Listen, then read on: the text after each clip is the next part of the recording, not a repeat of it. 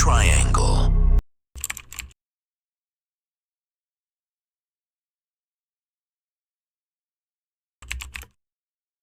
Even after the skeptics spoke, the ocean kept taking lives. The scientists had written their reports. The newspapers had moved on. And yet, the triangle stayed hungry. Theories could explain the past, but not the present. Because as technology advanced, as navigation became digital, as aircraft gained radar, as ships carried GPS and satellites watched from above, the vanishings didn't stop. They only became stranger. The Witchcraft, 1967, Christmas Eve, 1967. A 23-foot luxury cabin cruiser called the Witchcraft left Miami with 2 men aboard, owner Dan Burak and a friend. The night was calm, the sea glass smooth. Just a mile off the coast, Burak radioed the Coast Guard. "We've hit something. We need assistance. No danger yet, but please stand by." They were close enough to see the city lights of Miami glimmering over the horizon. Rescue boats were dispatched within minutes. When they arrived, nothing.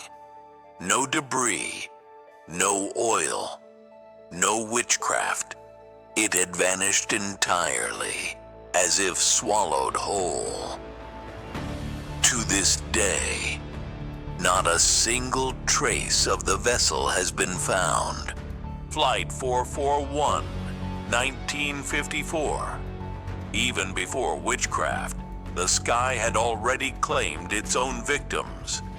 Flight 441, a U.S. Navy transport plane carrying 42 people, departed from Patuxent River, Maryland, bound for the Azores. It was a calm night over the Atlantic.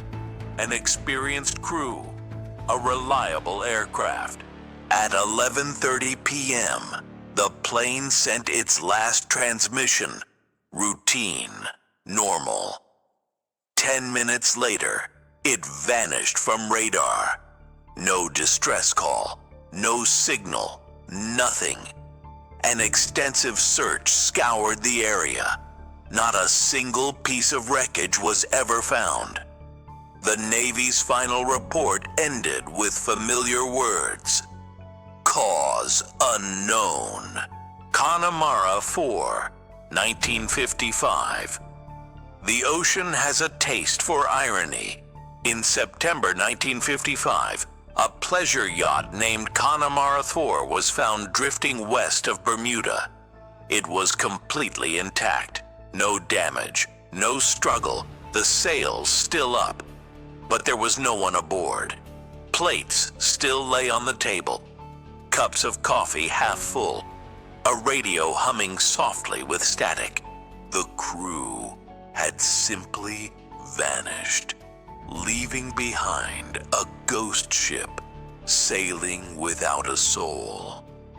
Some said a sudden squall threw them overboard.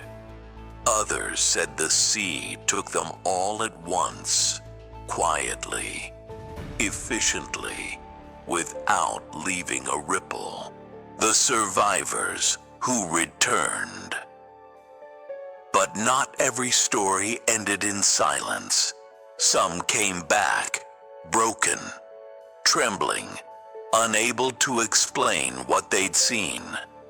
Fishermen spoke of time bending on the horizon, the sky turning black for seconds, then clear again. Pilots described flying through clouds that glowed from within, their instruments spinning wildly before snapping back to normal, as if reality itself had glitched. One pilot, flying from Nassau to Miami, reported his entire flight path shifting 30 minutes forward. A journey that should have taken an hour took 30 minutes less, yet his fuel consumption matched a full flight. Another swore that his radio filled with voices whispering coordinates that didn't exist. And always the same sentence. It felt like the ocean was alive, the voice of the sea. To some, the Bermuda Triangle is just a patch of water. To others, it is a presence. Waves crash differently there. The horizon looks closer, but never reachable. The compass trembles even when it shouldn't. It's as if the sea has a pulse. Invisible, patient, slow. And every now and then it opens its mouth. In 1978, a pilot named Irving Rivers disappeared on approach to St. Thomas. He was 3 miles from the runway. Controllers had him on radar. They could see his lights. Then, nothing.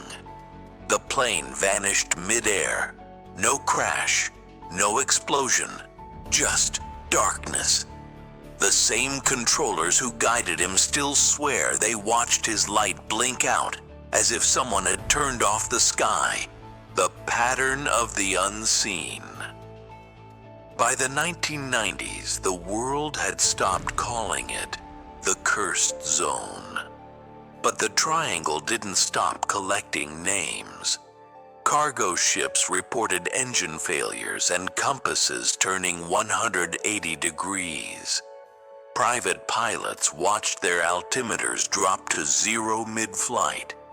Fishermen described waves rising from flat seas, curling against gravity itself. Technology gave us data, but data only confirmed what sailors already knew. Something moves beneath those waters. Something vast, unseen, and older than maps. The ocean doesn't forget. The skeptics say every case has an answer. Storms, human error, instruments, coincidence.